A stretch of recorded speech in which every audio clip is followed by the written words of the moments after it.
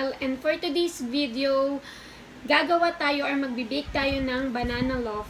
Isa to sa mga paborito ko since favorite ko talaga guys ang banana.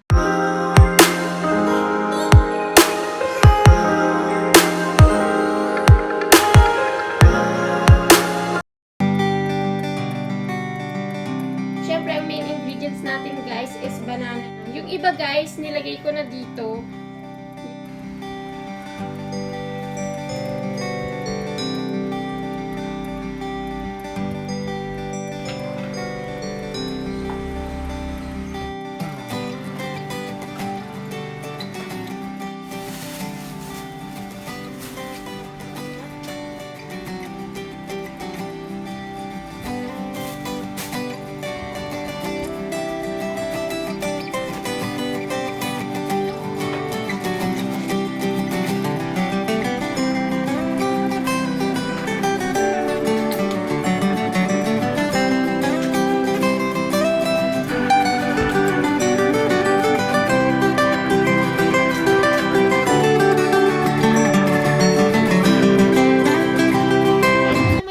Yung mga kakailanganin nating kitchen utensils.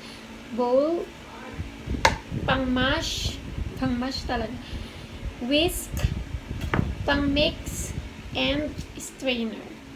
Okay. And of course, stainless measuring cup. Ito na unahin na natin guys.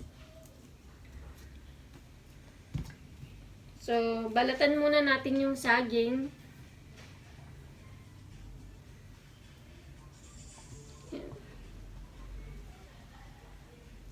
First time ko guys mag-bake.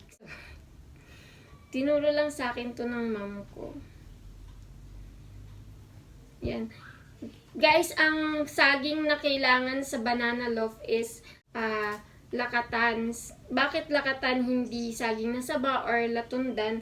Kasi guys, ang lakatan ano siya mas malasa siya compare sa ibang type of banana. So yun.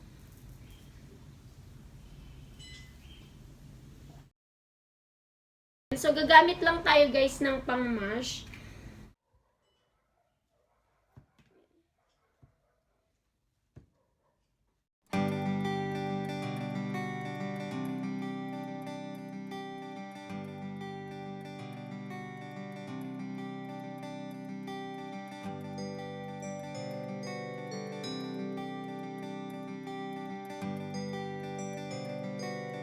So, yan.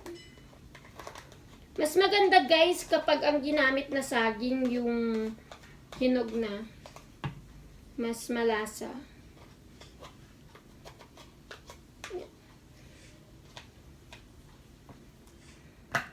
Then next, add na natin guys yung 4 pieces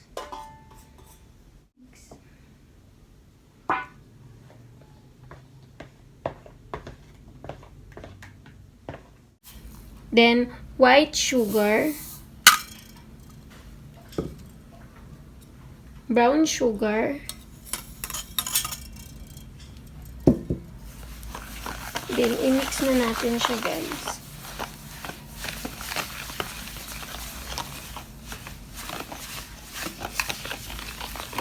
Mix it well.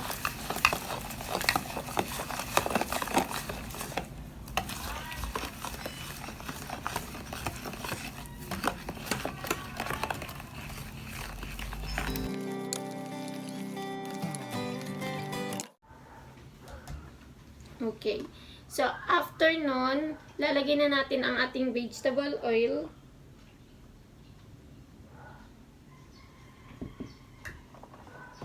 Then, mix ulit. After nun, guys, isi-set aside ko lang siya. Tapos, meron akong nakaseparate na bowl dito na may laman na 3 cups of flour. Then, ilalagay na natin yung baking soda.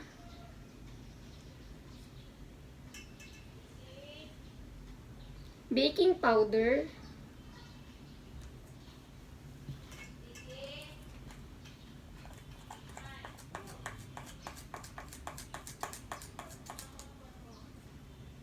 salt,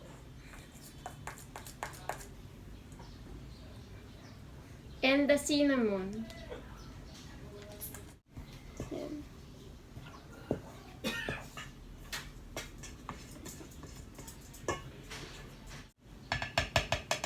So, kukunin na ulit natin to guys. Dahan-dahanin lang.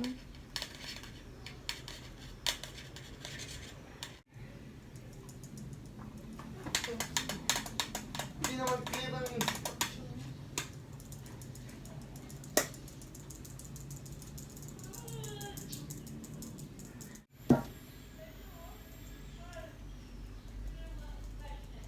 Make sure lang guys na zip ng mabuti.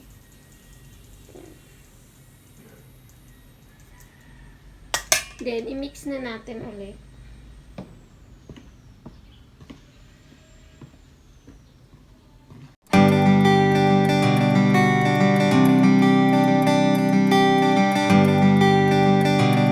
Then, ilalagay na natin ang ating milk.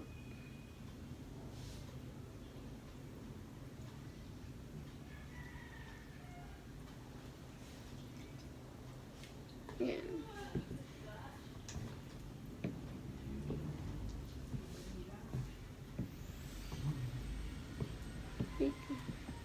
Lalagyan na natin ang ating vinegar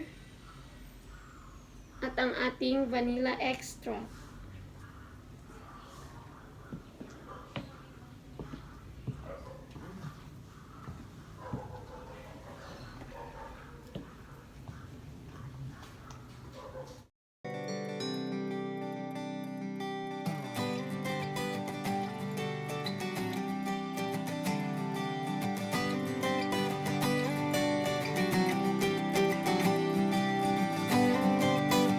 Guys, pinakahuli, ilalagay na natin yung chocolate chips. Kalahati lang nito. Kasi yung kalahati, guys, gagawin nating toppings para maganda siya tignan.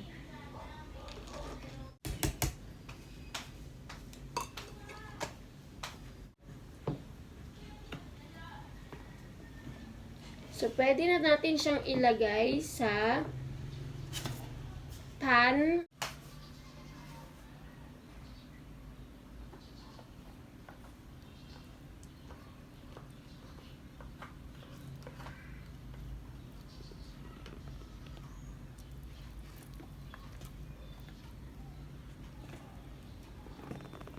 Gawin na nating toppings. So, lagyan natin ng toppings na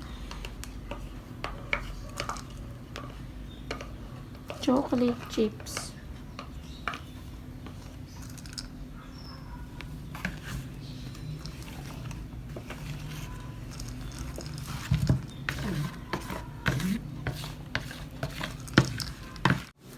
So, eto na guys. Ilalagay na natin siya sa oven.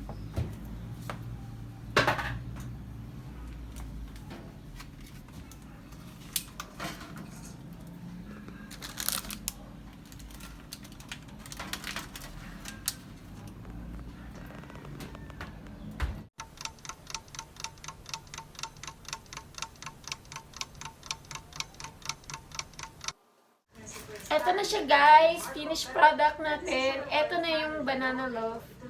Yan.